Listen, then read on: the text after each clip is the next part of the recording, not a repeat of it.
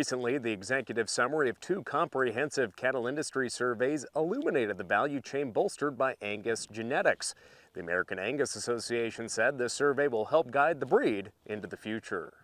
We call it Market Insights, and it's powered by Angus Media and Cattle Facts. That was a collaboration of those two organizations, and really to get us, as the title suggests, more knowledge and more in-depth views and insight into both the cow-calf producer and the feedlot industry here in the U.S. Insights from both cow-calf and feedlot sectors unveiled significant trends and future intentions in the cattle business. Well, I think generally we heard a fair amount of optimism. I think the survey suggests intent to expand if Mother Nature allows. There's obviously concerns as it relates to things around profitability and government regulations. We heard those most definitely, but I'd say a sentiment of optimism across the entire survey in both segments. I think for the cattle feeder, one of the things we most definitely heard was their attention to genetics and how important genetics is for their ability to manage risk, the role genetics have and their understanding of that to their overall profitability as well.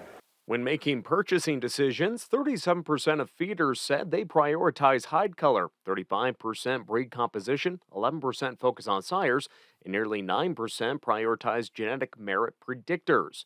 Meanwhile, 82% of cow-calf respondents incorporate Angus as a primary genetic component of their herds.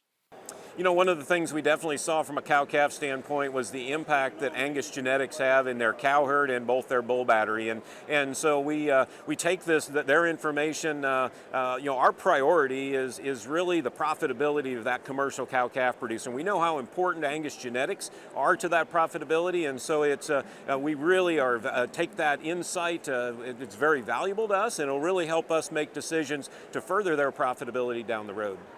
Ultimately, the American Angus Association said the goal is to prepare and meet the needs of Angus members and the breed going into the future. One of the things that we really looked to at both the cattle feeder and the cow-calf feedback was traits of interest. Traits of priorities, traits of concern as they look at their operation down the road. So that really helps us as we take that information back in. For example, fertility, we heard, is the number one criteria that a cow-calf producer is thinking about. That's no surprise, but it reinforces the direction and the research that we're doing as a breed association in efforts to better describe the genetic differences in fertility. For the cattle feeder, we heard about feed efficiency and carcass merit. Again, that helps align and gives us more direction and more focus as we think about breed improvement and research and development down the road.